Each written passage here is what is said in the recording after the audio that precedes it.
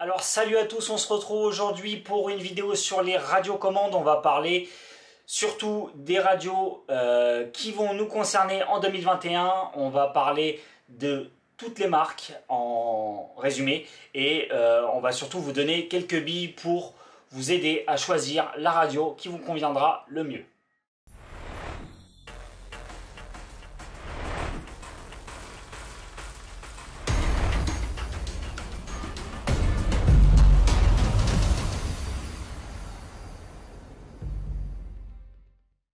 Alors avant de commencer, je vous invite à liker la vidéo, la partager, laisser un petit commentaire si ce genre de sujet vous plaît ou non, ou si vous voulez voir d'autres choses sur la chaîne.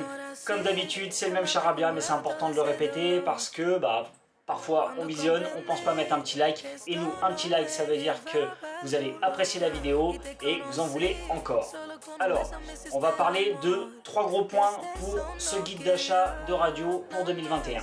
On va parler dans un premier temps de l'importance du choix d'une radio, quelles sont les choses vraiment importantes à regarder lorsqu'on va acheter ce genre de matériel. On va aussi parler donc des critères de choix et on va parler donc des recommandations de l'équipe. Donc tout ça en 3 gros points. On va survoler un petit peu toutes les marques et on commence tout de suite avec l'importance d'une radio dans le hobby du drone FPV. Alors, tout d'abord, pour l'importance de la radio, on va parler de 4 gros points. On va parler du fait qu'elle soit évolutive. Quand je dis évolutive, on va parler donc des améliorations qu'on va pouvoir faire à l'avenir sur cette radio, notamment si elle a une baie à l'arrière de la radio qui nous permettra de mettre des petits modules externes, que ce soit pour du multi-protocole, pour un autre protocole que vous auriez besoin, ou pour par exemple le Crossfire, ou des choses comme ça. Donc avoir une baie JR à l'arrière, c'est avoir en quelque sorte un peu d'évolution possible sur la radio qu'on choisira. Et en plus de l'évolution possible, on va parler bien évidemment des mises à jour régulières. Si vous prenez une radio où il n'y a pas de suivi de la marque, eh bien vous n'aurez pas de mise à jour et donc pas de correctif de bug. Et pour le coup, c'est pas du tout ce qu'on recherche dans le hobby du FPV parce que tout évolue très vite. Comme je vous l'ai dit dans la petite vidéo là que je vous mets en fiche sur les 5 choses à savoir avant de se lancer dans le drone FPV. Après, il y a une autre chose qui est importante, c'est la taille et l'encombrement. Donc la taille et l'encombrement, ça va dépendre de ce que vous aimez. Si vous aimez vous affaler sur votre radio, bien être calé dessus pour voler, ou si vous êtes plutôt, on va dire, console friendly, donc si vous préférez les manettes de console, vous pilotez un petit peu au pouce, et bien là vous allez vouloir une radio un peu moins grande. Et aussi, ce qui va être important, c'est la taille de votre sac à dos. Donc si vous voulez vous balader à chaque fois avec tout votre attirail, une grosse radiocommande, etc. Ou bien si vous souhaitez tout simplement avoir un petit truc que vous pouvez mettre dans votre poche et crapahuter un petit peu partout, histoire de caler une lipo où bon vous semble. Après, il y a une troisième chose qui est importante et qui est valable pour tout genre de choses dans la vie. C'est-à-dire que là, vous allez vous lancer donc dans un hobby où il va y avoir donc quelques galères, comme je vous avais expliqué dans la petite vidéo des 5 choses à savoir avant de se lancer dans le FPV, et vous allez donc avoir des réglages à faire, etc. Donc il vous faut une communauté. Donc n'allez pas acheter un produit où il n'y a aucune communauté, où il n'y a pas beaucoup de support et où il n'y a pas surtout d'entraide. Vous pouvez souvent entendre parler donc des Taranis. Taranis, pourquoi c'est la radio dont on parle le plus? Tout simplement parce qu'il y a une communauté énorme sur le net et vous trouvez tout genre d'infos pour tout genre de problèmes. Donc clairement, si vous arrivez un petit peu à vous débrouiller avec Google, eh bien avec une Taranis, vous en principe pourrez vous dépatouiller de tous les problèmes que vous pourrez rencontrer. Voilà. Et il y a une quatrième et dernière chose qui est bien sûr très importante, c'est le feeling. Donc il faut que la radio vous plaise et qu'elle soit confortable. Voilà. Donc ça, ce sont les 4 gros points. Donc comme je vous ai dit, évolutif, il faut qu'elle ait une taille qui vous convienne, il faut qu'il y ait une communauté, un support, et il faut que vous ayez un bon feeling avec cette radio, qu'elle soit confortable et qu'elle vous plaise. Donc une fois qu'on a vu ça, maintenant on va regarder un petit peu les critères de choix d'une radiocommande. Alors comment choisir sa radiocommande? Dans un premier temps, on va parler donc de l'utilisation que vous en aurez. Si vous êtes déjà un pilote aguerri de tout modèle réduit, vous avez forcément donc déjà un hélico ou un avion ou même un bateau, et vous avez forcément aussi donc déjà des radios qui traînent dans vos placards, donc avec des marques un peu plus anciennes qui sont dans le milieu du radio commandé depuis déjà plusieurs années. Donc ça peut être Futaba, Spectrum. Ce sont des marques assez anciennes et enfin pas forcément compatibles à 100% avec le monde du drone FPV. Donc l'utilisation que vous en aurez va déjà vous orienter un petit peu sur quel genre de radio choisir. Si vous avez plusieurs modèles réduits, il va vous falloir une radio compatible avec tous ces modèles réduits, donc avec le même système de communication qu'on appelle protocole. Après, il y a aussi une chose qui est importante, c'est le nombre de voix. Pour un drone, on va avoir l'armement, le turtle mode, le buzzer, peut-être l'enregistrement. Bref, en gros, on dépasse rarement les 4, 5, 6 voix en plus de nos canaux principaux pour commander. Donc déjà, on sait que les radios de drone FPV n'ont pas besoin d'avoir toute une tripotée d'inter, comme on peut voir sur notre belle Taranis que vous connaissez déjà ici. Donc du coup, tout ça, ça va vous permettre de vous orienter. Donc si vous n'avez pas besoin de 50 000 voix pour de l'hélico, de l'avion ou autre type de modèle réduit, eh bien vous pourrez vous orienter vers des radios sur un modèle un peu plus compact, donc avec moins d'auxiliaires, un petit peu comme on peut voir avec cette Tango où j'en ai ici, ici et c'est tout. Voilà, non, j'en ai encore derrière là deux petits Momentum, là j'ai oublié le nom de ces inters. Bref, en gros ici on a environ que 6 inters en plus, et sur une Taranis comme vous connaissez très bien ici, eh bien on en a je crois jusqu'à 12 de mémoire. Bref, voilà, donc l'utilisation que vous aurez de la radio va déjà vous permettre d'éliminer un grand nombre de radiocommandes qu'il y a sur le marché. Alors avant de parler de marque, on va parler de protocole. Donc ça c'est la deuxième chose. Le protocole souhaité va aussi vous permettre de vous orienter. Si vous voulez faire du long range, vous allez vous orienter vers une radio qui a peut-être une baie JR. Donc la baie JR, comme je vous ai parlé dans la première partie, c'est cet emplacement pour mettre un module externe. Et pour ensuite y mettre donc un module immersion RC Ghost, ou bien un module R9M, ou bien un module Crossfire qui vous permettrait de faire du long range. Ça c'est un truc à prévoir, parce que si vous prenez une petite radio, bon là c'est une Tango, elle est compatible Crossfire, c'est pas le bon exemple, mais si vous prenez une petite X-Lite de chez FrSky, eh bien il n'y a pas, sans modification, possibilité de mettre un module à l'arrière. Et ça peut être négatif pour vous si vous voulez par la suite améliorer votre matériel, ou même orienter un petit peu le hobby d'une autre façon, donc vers le long range. Donc ça c'est un critère très important qu'il va falloir prendre en compte dès le début, dès l'achat de votre radio. En plus, donc comme je vous ai dit, le protocole, si vous avez déjà un hélico qui communique avec du DSMX, donc DSMX qui est Spectrum, eh bien si vous achetez une radio par exemple Tango 2, eh bien la Tango 2 elle ne va pas être compatible avec Spectrum, donc il va falloir plutôt s'orienter vers une radio avec une baie à l'arrière qui vous permettrait de mettre un module DSMX ou bien un module multiprotocole, comme on peut voir avec les Radio Master, donc que je vous mets direct en capture d'écran ici. Donc les Radio Master font vraiment bonne impression cette année en 2020, et elles vont faire encore plus bonne impression en 2021, parce que là ils ont sorti une Jumper Lite, donc c'est une radio au format un petit peu console, comme celle-ci, comme la Tango 2, mais avec un module multiprotocole intégré, et de plus une petite baie à l'arrière qui permettrait de mettre encore autre chose, comme un module Crossfire par exemple si on le souhaite. Donc voilà, le protocole ça va être le deuxième point. Il va falloir bien définir si vous voulez avec une seule radiocommande commander plusieurs types de modèles réduits, ou bien uniquement votre drone. Après, on va parler du mode de pilotage. C'est aussi quelque chose auquel on ne fait pas trop attention au début, mais la façon dont vous pilotez va faire que vous allez être plus à l'aise, vous allez piloter plus confortablement sur certaines radios que sur d'autres. Je m'explique.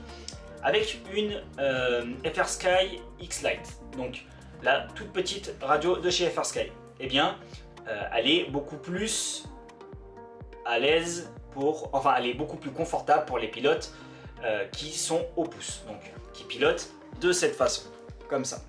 Si vous pilotez au pouce, les radios de type console, de cette façon, eh bien, vous ira à merveille.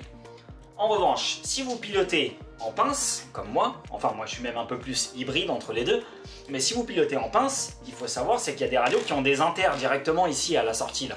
Et bien ces inters là, quand vous allez piloter en pince, eh bien vous allez taper dans les inters et ça peut être problématique. Par exemple, moi je volais avec une Spectrum avant et j'aimais beaucoup la sensation de Spectrum et le confort de ces radios, mais quand je suis passé sur la Taranis, j'avais le souci de ces inters là qui étaient un peu gênants. Donc il a fallu se réhabituer.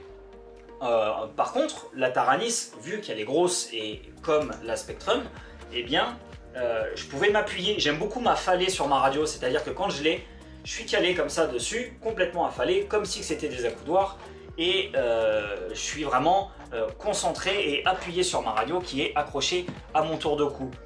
Et d'ailleurs, les petites radios comme ça en version console, au format console, eh bien, sont beaucoup moins adaptées pour être accrochées à un tour de cou et s'appuyer dessus, s'affaler sur sa radio. C'est beaucoup plus difficile. Donc, c'est aussi quelque chose qu'il faut prendre en compte, c'est votre style de pilotage. Si vous êtes en pouce, eh bien, tous les types de radios pourront vous aller. Je dirais même que les grosses radios seront peut-être même moins confortables parce que forcément, en pouce, avec une Taranis, pour aller chercher tout au bout comme ça, faut avoir des grands doigts, quoi. Donc les grosses radios pour ceux qui pilotent au pouce, ça peut être compliqué, et les formats console pour ceux qui pilotent au pouce sont plus confortables. A l'inverse, si vous êtes en pince, donc en pince ou en hybride comme moi, eh bien les formats console peuvent être compliqués et peuvent même vous poser des problèmes. Et en revanche, les formats full size, que je vais appeler comme ça, là, les gros formats de radiocommande, eh bien, seront plus confortables pour vous parce que vous pourrez clairement vous affaler sur votre radio pour piloter. Voilà.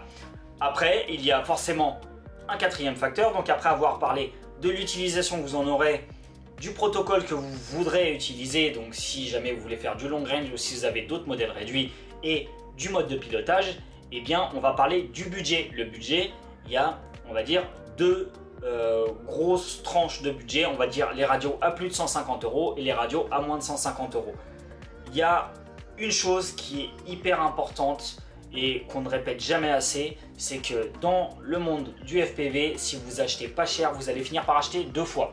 Donc, vous connaissez certainement tous les radios FlySky.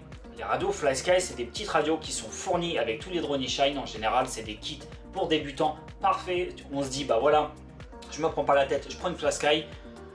Sauf qu'en fait, ça va vous apporter des emmerdes. Donc, parce que ça marche très bien au début. Enfin, ça peut marcher très bien au début, sans problème. Mais à terme, vous allez vous dire, moi j'aimerais bien passer sur autre chose. Donc, vous allez devoir refourguer votre FlySky. Pardon. Et je vous dis clairement, pour revendre une FlySky, c'est une misère. C'est pas comme si vous vendez une Taranis qui sera compatible avec tout autre genre de drone ou de modèle réduit.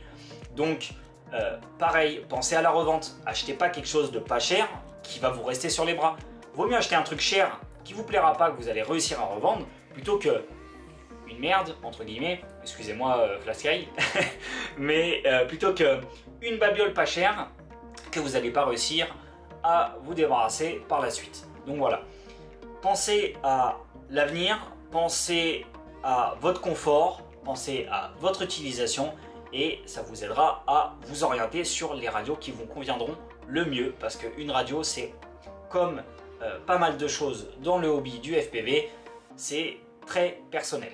Pareil, je voudrais ajouter une dernière chose sur le budget alloué à l'achat d'une radiocommande, c'est que s'il y a bien une chose sur laquelle il ne faut pas négliger lors de l'achat du matériel pour le drone FPV, c'est bien la radiocommande, tout simplement parce qu'elle va vous servir pour le simulateur, elle va vous servir pour toutes les évolutions possibles. Si vous achetez pas cher, comme je vous ai dit, vous allez galérer à la revendre et forcément peut-être même avoir plein de soucis avec par la suite. Et du coup, voilà, il faut bien réfléchir, pas hésiter à mettre de l'argent dans une radiocommande parce que ça sera un investissement sur le long terme.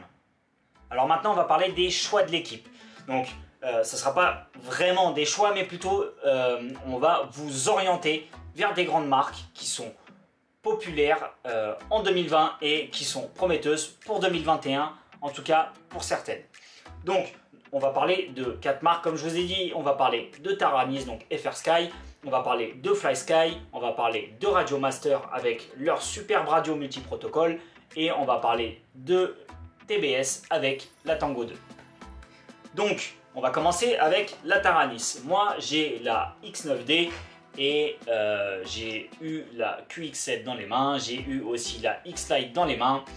Donc voilà, je vais vous parler grossièrement de Taranis et vous donner un petit peu les points positifs et les points négatifs de FrSky et des Taranis surtout, parce que Taranis c'est le modèle, FrSky c'est la marque.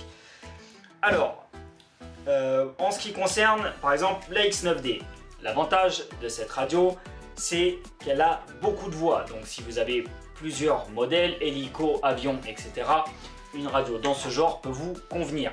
Elle est aussi grande, donc elle est compatible pour les personnes qui pilotent au pouce et pour les personnes qui pilotent en pince ou en hybride. Donc le nombre de voix, elle est compatible pour les pouces et les pinces, donc c'est un point positif également. Elle est en plus sous OpenTX. Donc OpenTX, qu'est-ce que c'est? C'est une version, on va dire, pour simplifier, très personnalisable du logiciel qu'il y a à l'intérieur de cette petite radio. On peut en faire ce qu'on veut, créer des alarmes radio, des alertes radio, des vibrations, bref, on peut en faire ce qu'on veut d'OpenTX et ça c'est vraiment cool. Et en plus, je crois qu'à l'heure actuelle, c'est la marque de radio qui a la plus grosse communauté sur le net à l'heure actuelle. Sauf erreur de ma part, hein, mais il me semble bien que FrSky a la plus grosse communauté sur le net et du coup énormément d'entraide pour ce genre de radio FrSky et surtout les Taranis. Donc c'est vraiment un point en plus vraiment dingue, c'est la communauté. Après, elle a une baie JR à l'arrière, donc avec un gros module externe qu'on peut y mettre et du coup ça la rend évolutive. Elle vieillit très peu, ça fait maintenant des années que la X9D est sortie et il y a encore beaucoup de pilotes qui volent avec, tout simplement parce que à chaque fois que le nouveau matos sort, eh bien on rend les anciennes radios X9D et tout autre Taranis compatibles grâce à un petit module qui permet de venir communiquer avec les nouveaux protocoles. Donc elle est évolutive comme je vous ai dit. Et ce qui est top, c'est que forcément, comme c'est une radio vraiment facile d'accès, personnalisable à souhait, il y a tout plein d'améliorations possibles et surtout des gimbals de qualité. Donc là on est sur des M9 à effet Hall. Ce sont à l'heure actuelle des gimbals qui font partie des meilleurs du marché. Et ça c'est pas négligeable quand vous voulez avoir des gimbals de qualité. Eh bien, ça vous rend le vol plus smooth, plus agréable, plus plaisant. C'est comme si on vous disait vous préférez rouler en Porsche ou en 205. Non pas que j'aime pas la 205, hein, mais on préférerait tous rouler en Porsche. Donc voilà, les gimbals c'est un peu le luxe des radios. En plus, bien sûr, de la personnalisation et tout ça. Donc voilà, Taranis. Pour résumer, on a le nombre de voix qui est cool, on a l'OpenTX avec la communauté, c'est compatible pour les pinces et les pouces. Elle a une baie JR à l'arrière qui fait qu'elle est évolutive et elle a des gimbals de qualité. Par contre, les points négatifs, moi je la trouve moche, c'est très personnel, mais je la trouve moche, elle n'est pas très confortable. Il n'y a pas de truc en caoutchouc, en tout cas pour la X9D. Pour la QX7, ils ont mis des petites poignées en caoutchouc derrière qui la rendent un peu plus confortable, mais du coup elle est aussi plus large. donc ça ne peut pas convenir à tout le monde. Donc voilà, Taranis les Taranis, il en existe plusieurs. FrSky a plusieurs gammes de radios. Je vous invite à aller jeter un œil aux radios FrSky. Je vous mets les liens dans la description si vous voulez aller jeter un œil directement sur la rubrique FrSky de Banggood. Après, on va parler de FlySky. Donc FlySky, c'est généralement des radios qui sont données avec des kits pour débutants. Donc ces radios-là, elles sont forcément un peu cheap. Ils ont mis ce qu'il y avait de moins cher dedans pour pouvoir vous les proposer à bas prix. Donc c'est un des avantages, c'est qu'elle est vraiment pas chère du tout. Il y a énormément de monde qui en ont acheté, donc toutes les emmerdes que vous allez avoir, il y en a forcément un qui les a eu. Malheureusement, c'est une radio qui est populaire dans le monde des débutants et c'est pas forcément bien. Moi, je trouve que c'est pas bien parce qu'on devrait inciter les débutants à commencer avec ce genre de radio et non pas avec des radios à problème comme les FlySky. Et donc du coup voilà, elle rassemble que 2 points positifs à mon goût, c'est le support, donc la communauté, il y a beaucoup de communautés, une grosse communauté pour FlySky et surtout une grosse communauté de débutants et du coup le tarif. Par contre pour les points négatifs, les gimbals sont vraiment mauvaises, la qualité de la radio, ça fait vraiment cheap, forcément c'est une radio qui coûte un peu moins de 60 € et je dirais qu'elle n'est pas confortable. Elle est pas belle, c'est un peu comme la Taranis, elle est toute carrée, enfin voilà, ça fait un peu bizarre. Donc voilà pour FlySky. Maintenant, on va parler de Radiomaster. Radiomaster, j'en ai pas sous la main, j'espère en avoir une sous peu pour pouvoir vous la présenter sur la chaîne. Mais ce sont des radios qui sont un petit peu au format de la X9D, légèrement plus petites, il me semble. Et l'avantage de ces radios-là, c'est qu'elles sont multi-protocoles. Vous pouvez communiquer avec n'importe quelle machine radiocommandée, quel que soit le protocole qu'il utilise. Et ça, c'est vraiment un gros plus si vous aimez tous les genres de gadgets radiocommandés, si vous avez des hélicos, des avions, des voitures, des bateaux, vous pouvez tout commander avec ce genre de radio. En plus, certaines ont une baie à l'arrière qui pourront vous permettre de venir y mettre du crossfire ou de l'immersion RC Ghost, parce que le crossfire et l'immersion RC ne fait pas partie du multiprotocole, donc du système multiprotocole qui a été intégré dans les Radiomaster. Et donc du coup ça vous permettrait d'être compatible avec vraiment tout. Avec cette baie plus le multiprotocole à l'intérieur, et bien vous pourrez contrôler n'importe quel type de modèle réduit. En plus, donc elles ont pas mal de voix, elles ont le multiprotocole, elles ont des gimbals de qualité et elles commencent à devenir très populaires. Donc la communauté sur le net de Radiomaster est grandissante et très prometteuse pour 2021. C'est pour ça que je vous en parle à l'heure actuelle. Pour moi, ça va être une des radios sur lesquelles il va falloir se diriger pour 2021 si vous n'êtes pas vraiment ambiancé par la marque FrSky et ses Taranis. En revanche, on va parler des points négatifs de Radiomaster. Ça va être l'aspect, elles sont pas forcément très modernes. Je trouve qu'elles ont encore un côté très vieux, très voilà, ça fait pas, je sais pas, c'est bizarre. Comparé à une Tango 2 qui, c'est vrai qu'on disait qu'au début elle était cheap, mais maintenant elle me plaît bien. Je la trouve vraiment propre, sobre. Ça, voilà, c'est du plastique de qualité, même si en photo elle peut paraître très cheap et bâclée. C'est pas du tout le cas.